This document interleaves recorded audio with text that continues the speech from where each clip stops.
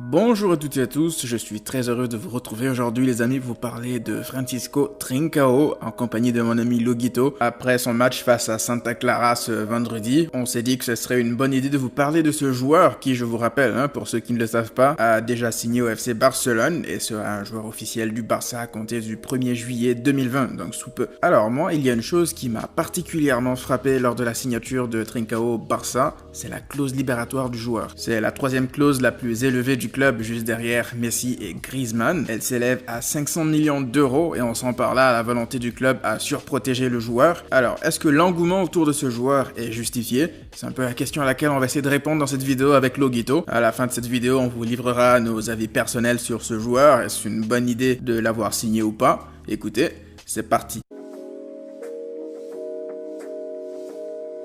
Déjà, ce qu'il faut savoir de Trincao, c'est qu'il n'a pas eu des débuts faciles. Il est passé par le FC Porto à l'âge de 10 ans seulement. Selon les recruteurs de Porto, il avait des qualités techniques, certes, mais pas assez pour se démarquer des autres jeunes du centre de formation. Donc il a dû repartir dans sa ville natale. Et c'est à ce moment-là que Braga va décider de le signer dans leur équipe jeune, de lui donner une chance. Il va la saisir, il va continuer à gravir les échelons jusqu'à faire ses débuts en équipe B avec Braga en deuxième division en 2015. Il est très polyvalent, mais je vous laisserai Loguito vous expliquer ça, vous en parler plus en détail dans quelques minutes. Par ailleurs, là où Trincao a explosé pour la première fois, c'était lors de l'Euro U19 en 2018 avec la Seleção. Il faut rappeler que Trincao est de la même génération que tous ces jeunes, Joao Félix, Diego Dalot, Jota, etc. D'ailleurs, il avait terminé meilleur buteur de la compétition en compagnie de Jota. De retour dans son club, il a continué ses bonnes performances, ce qui a attiré le regard de clubs tels que la Juventus, qui était très intéressé par ses services. Il finira par s'engager avec le Barça pour la somme de 31 millions d'euros et un contrat qui s'étend jusqu'à la saison 2024-2025. Je vous laisse avec Loguito qui vous parlera désormais du style du jeu de Trincao ainsi que des points positifs de son arrivée prochaine du côté du Camp Nou. Salut à tous, donc d'abord pour commencer un grand merci à Massian FCB pour l'invitation, c'est vraiment avec plaisir que j'ai accepté pour collaborer. En plus de ça on parle d'un joueur du Barça, donc c'est forcément notre club de cœur. Donc pour le style du joueur, Trincao c'est vraiment un jeune talent portugais, il est même comparé à Cristiano Ronaldo à quelques reprises. Je suis pas fan des comparaisons puisque j'aime pas quand on compare Messi à un jeune talent. Pour moi chaque joueur est différent, mais voilà, c'est un jeune attaquant portugais. Il est rapide, assez grand, bon il est pour l'instant un petit peu maigre aussi je trouve, il manque de muscles, mais c'est normal, à 20 ans ça va venir. Donc c'est un attaquant mais il peut jouer à droite aussi, c'est vraiment l'un de son point fort, c'est qu'il est polyvalent. C'est un gaucher qui joue à droite, donc vous avez compris un petit peu le style de joueur. Il adore rentrer dans l'axe, se mettre sur son bon pied et frapper. Donc c'est un attaquant rapide, mais surtout il aime participer au jeu. Vous savez qu'au Barça, on ne peut pas se contenter d'un attaquant simplement finisseur. L'attaquant au Barça, le numéro 9, doit participer au jeu, il doit combiner, il doit pouvoir s'entendre avec Messi, avec les milieux de terrain. Pour ça, il faut évidemment une bonne technique. C'est le cas de Trincao, il est très bon et il aime en plus participer au jeu. En démontre ses statistiques, puisqu'il a fait quand même pas mal de passes décisives dans sa carrière. C'est un joueur très altruiste. Autre qualité chez lui, c'est quand même la vision du jeu. Il arrive à faire des passes, on va dire, difficiles. C'est un petit peu ce qui manque au Barça ces dernières saisons. Des joueurs qui prennent des risques, mais surtout qui arrivent à faire des passes entre deux joueurs. Donc pour résumer, c'est un bon attaquant, c'est un bon dribbleur, mais en plus de ça, c'est pas un individualiste. Ça veut dire que c'est pas un joueur qui va penser qu'à lui, que à dribbler, que à se montrer. Il va surtout penser au collectif. Alors pour les points positifs de ce transfert, il y en a plusieurs. J'en ai retenu deux qui pour moi sont les plus importants. Le premier, c'est le renforcement du groupe. Pourquoi? Vous avez vu cette année, le problème, c'était vraiment l'effectif, la profondeur d'effectif surtout. Vous avez bien vu que quand on a eu 2-3 blessés, que ce soit Dembélé, à un moment Messi blessé et à un autre moment Dembélé et Suarez, on a tout de suite manqué de force offensive. On a tout de suite vu les limites du groupe. Donc bien sûr, le Barça avait des remplaçants assez bons puisqu'ils arrivaient à faire remonter des jeunes. Je pense notamment à Carles Pérez, à Ansu Fati, surtout dans la première partie de saison. Mais le problème, c'est qu'il manquait un renfort de qualité. C'est-à-dire que le but d'un remplaçant, c'est pas seulement de rentrer en cours de match et d'attendre la fin du match. Le but d'un remplaçant, c'est vraiment de rentrer et de faire la différence, de changer le cours d'un match. Ça veut dire que si le Barça demain est à 0-0, quand ils font un changement, en tout cas un changement offensif, le but du joueur qui rentre, c'est de faire la différence, c'est d'apporter quelque chose de différent. Là, avec Trincao, ce sera vraiment le cas, puisque c'est un joueur de qualité. S'il vient, bien sûr, ce sera pour être remplaçant au début, et du coup pour être décisif et montrer ses qualités au fur et à mesure de la saison. Donc je le répète, mais si le Barça veut gagner des titres, c'est bien d'avoir un 11 de qualité, bien sûr, c'est indispensable même, mais c'est important d'avoir des remplaçants de qualité, parce qu'une saison c'est long, il y a énormément de matchs, et quand le Barça fait tourner, quand ils font reposer des joueurs comme, Je donne un exemple, Messi, Griezmann ou Suarez, il faut que les joueurs qui les remplacent soient peut-être pas à leur niveau, mais suffisamment bons pour être décisif dans des matchs importants. En plus de ça, ce qu'il va apporter, c'est une concurrence, mais une concurrence saine. J'explique pourquoi rapidement. Trincao, quand il arrive au Barça, il n'arrive pas en tant que pépite, il n'arrive pas en tant que superstar.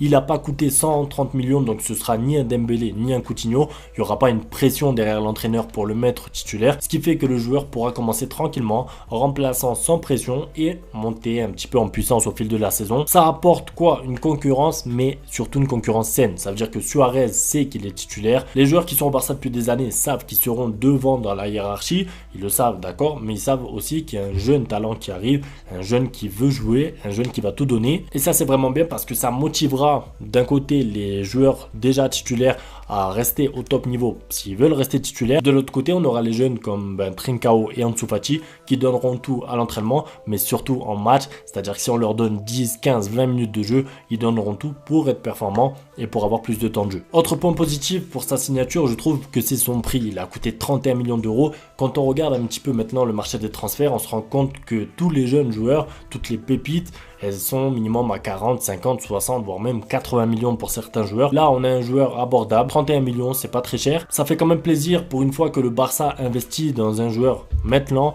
et ils attendent pas que ça devienne un joueur confirmé ou qui fasse une ou deux bonnes saisons de plus et qui du coup coûterait le triple, voire le quadruple. Le meilleur exemple pour ça, c'est Dembélé qui est parti de Rennes pour rien du tout.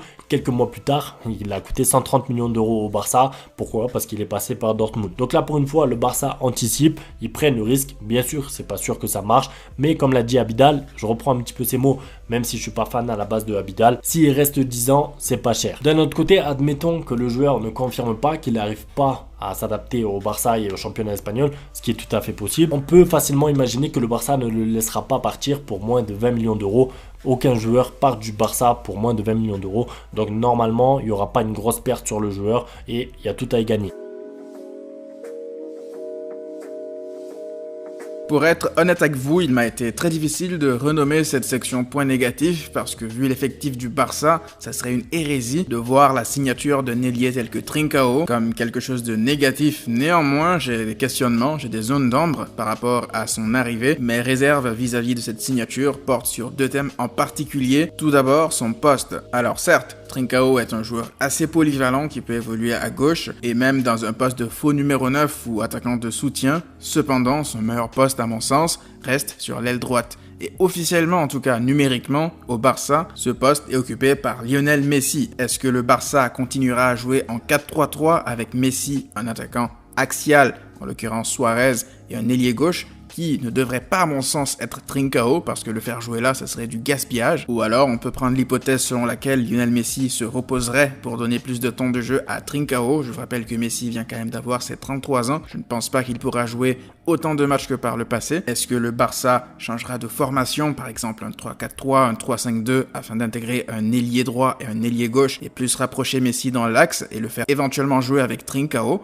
Je ne sais pas, ce sont autant d'hypothèses qui peuvent être possibles, donc ça crée quand même une zone d'ombre quant à l'arrivée de Trincao. On verra comment le coach du Barça réussira à démêler tout ça. Ma deuxième interrogation quant à elle porte sur son style de jeu. Oui, son style de jeu, parce que Trincao est certes un joueur qui dribble, qui adore dribbler, qui aime porter le ballon, ce qui est tout à son honneur, c'est quelque chose que j'apprécie chez les joueurs d'ailleurs. Par contre, parfois il a tendance à un peu trop toucher le ballon, à un peu trop le garder, ce qui annihile des occasions de but. Comme les ailiers modernes, il a plutôt tendance à attendre de recevoir le ballon dans les pieds avant de faire des appels, ce qui est contre-productif lorsque tu veux instaurer un jeu de position. Un ailier dans un jeu de position doit tout le temps faire des appels, doit constamment fatiguer les défenseurs, les latéraux, faire des appels contre appels afin de libérer le plus possible de l'espace pour les milieux dans le but de faire progresser le jeu de façon plus fluide. Mais bon, il est jeune, avec un bon management et un bon encadrement, je pense qu'il a quand même les capacités de gommer ses lacunes et de s'adapter parfaitement au Barça. Je vous laisse désormais avec Loguito qui va vous donner son avis personnel quant à la signature de Francisco Trincao. On se retrouve juste après. Donc pour nos avis, en tout cas pour le mien, moi je trouve vraiment que c'est une bonne chose. Comme je l'ai dit, pour plusieurs raisons. La première, c'est la concurrence qui va être saine, une bonne concurrence. La deuxième, c'est que le Barça investit enfin dans un joueur qui peut devenir grand plus tard. et pas acheter un joueur déjà grand puisqu'on le paye 4 fois le prix. En plus de ça, le joueur a vraiment des qualités intéressantes qui manquent au Barça ces dernières saisons. Un joueur qui va vite, un joueur qui peut jouer sur les côtés. Vous savez que Dembélé, 6 mois sur 12, il est blessé. Et de l'autre côté, Messi, à droite, n'est plus vraiment à droite. On sait qu'il est presque que dans l'axe maintenant. Et le problème, c'est qu'on avait souvent des trous à droite, que ce soit pour défendre, mais surtout pour attaquer. Ce qui fait qu'en fait, on était un petit peu trop prévisible. Le jeu était toujours dans l'axe. Là, on a un joueur vraiment en profil différent. Il va jouer à droite, il peut coller la ligne. Il va vraiment apporter autre chose, de la largeur. Je suis vraiment content pour ce transfert. Après, à voir comment ça va se passer, comment il va réussir à s'intégrer. Et de toute façon, on aura la réponse bientôt, puisque normalement, il devrait pas tarder à arriver, puisqu'on est déjà au mois de juin. C'est tout pour cette vidéo. Un grand merci à Massiane pour la collaboration, c'était vraiment cool. J'espère qu'on aura l'occasion d'en faire d'autres. Moi, je vous attends sur ma chaîne pour ceux qui veulent suivre un petit peu l'actualité du Barça aussi. Un grand merci à tous. Ciao. En ce qui me concerne, l'arrivée de Trincao est forcément une bonne nouvelle. Le Barça a besoin de joueurs de son profil, et lorsqu'on jette un coup d'œil sur le prix de son transfert qui n'est qu'à 31 millions d'euros, c'est forcément une bonne affaire, surtout avec le marché actuel. C'est beaucoup plus compliqué de signer des joueurs prometteurs à un prix pas très élevé, donc il arrive déjà avec une pression moindre pour se développer sans trop d'attente. Ce qui m'inquiète par contre, ce que je redoute, c'est de revivre un nouveau cas Malcom. Je n'ai pas envie de revoir un jeune joueur avec du potentiel passer toute son année sur le banc pour être vendu en fin de saison au premier venu. On l'a vu avec Malcom, on l'a vu avec Todibo récemment. Le Barça essaie de s'en débarrasser sans aucune raison valable.